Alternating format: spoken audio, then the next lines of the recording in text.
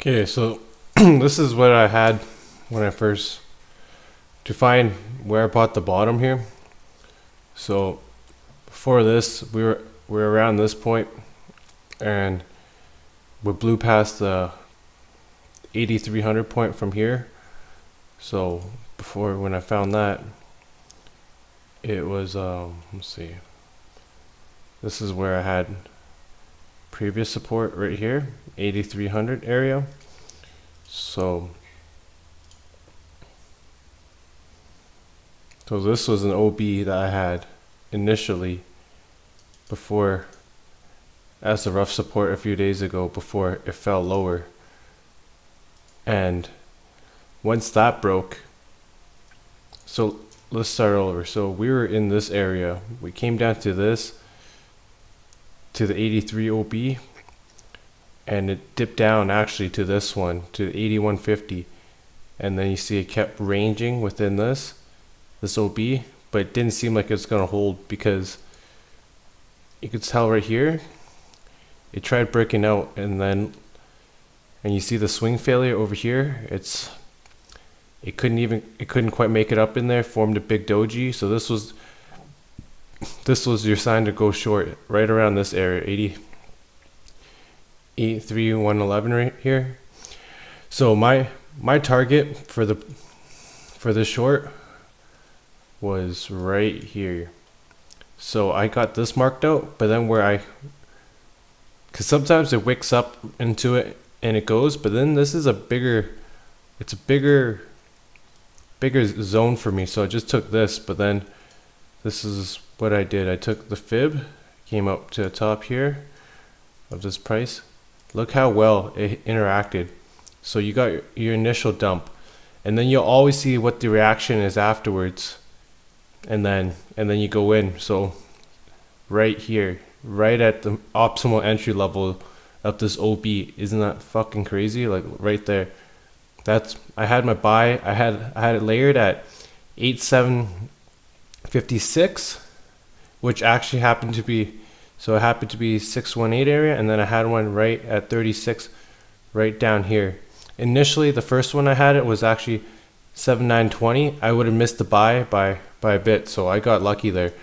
So that's how I found this OB. And then afterwards, now we're gonna play by the range. So now we have our two ranges set. So we have our top one. This is our swing failure. We're trying to break this one as our daily, which actually comes from all the way back here. See now, because the old OBs, they still go.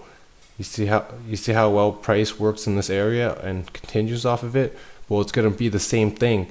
So now this was support at one point. Now it's gonna turn to resistance for us. So now we're gonna play between the two ranges here. So now we got all this price inefficiency. Actually, we're right here. So now go to the 4 hour. And then, so this is where we're at. Say we bought all this. And then our target, this would be the first target. And you see how well price worked in here. So I bought down here, and actually I got out about right about there. This is where I got out. We wicked in there, and I just wanted to break even at that point. And then look how price comes back down. And then so all this is price inefficiency. We don't really have an OB here to look at. But if you go over here, look over here, look what's happening. This is our bullish OB. You pull it over here. Let's try and make this a little. You capture the nice body of it. And look. So you got this, now you're playing the range. So if we couldn't break the top of here, look, we got swing, and swing failure right here. 269. You just couldn't break the top, and then it ran out of momentum. See, you see it, look how weak the volume was down here, going up and then going down. And you could have actually longed this too, but you have the same OB here. This is your bullish OB now. And you wicked in here, back up here, didn't make it. You know it's going to go down. So now it comes back down. It's still within this OB. It's a pretty big OB, but it's still, you can maybe go down to the 1 hour and get a better thing on it, but then it's still working pretty good on this price action here. Or you could come here, check out the fib. Let's see what the fib is here.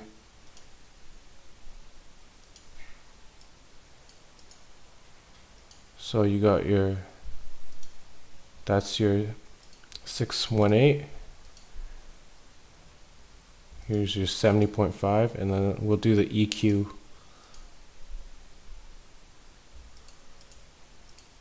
And let's see where price works out. Look at that, 70 of that same OB, that 4 hour OB right here. Look what you got, optimal trade entry. Let's see.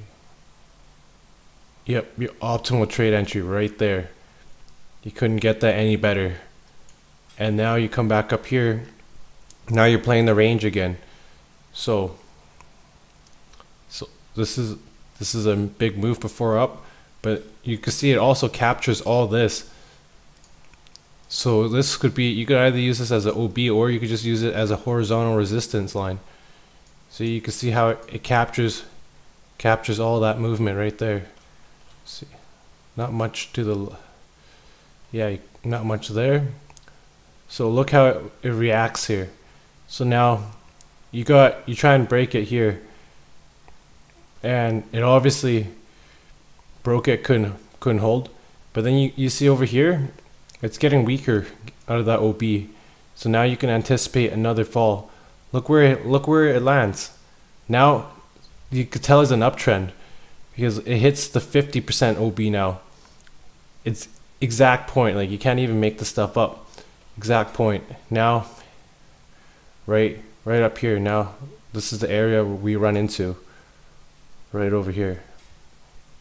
Because now that's our bearish 4 hour OB.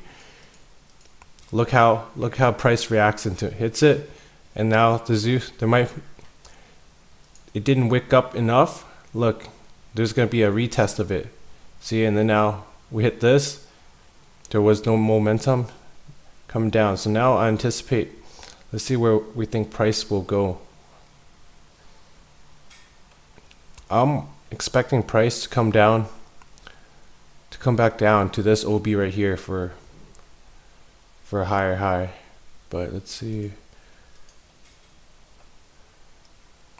See if we come back down here, around down here on the 1 hour. We're looking for a higher high, but we still have a good chance of. I'm liking the price action here. That's why I got out of my short, because I felt like we're still. Look at the way we're hanging out up top here. It's been a little while, and we still haven't fallen significantly. And on a 1 hour, it's pretty nice candle there on the 1 hour. So my target right now is I'm targeting up here. And for me, I like to target just below. Like I like to just get into these OBs, because we're in this big daily bearish OB. So the 4 hour one doesn't count as much. So maybe it will come up, we'll wick into it, and look how price reacts already. So now this is where I'm aiming for. Look at all this price inefficiency.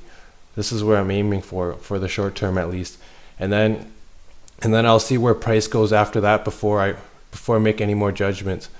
See, I'm glad I got out of that short, because I closed it for could have made a little profit there actually, because it actually fell down to a bit. So I was over here, and it was in a range where I wasn't feeling too comfortable being in it. So now this is right back where I shorted from, and this is where I'm aiming for now.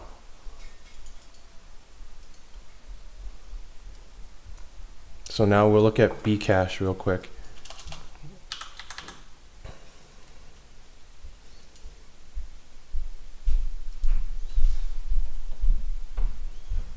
See, Bcash. These were the levels I had marked out on the daily. See, on the daily, there's not much to mark out when it's just a straight line up. So you got to go on a lower time frame to get the real picture of, because there's, so when you come for the 4 hour here, like for me, it depends on how you use the order blocks. And if you take the full wicks or you take the body, that really it's case by case by, it just depends on the size and where we're at. So down here, you see the way this acts as the horizontal support right here. It didn't wick into it, but then it would have been a great long. And you see how price reacts around here.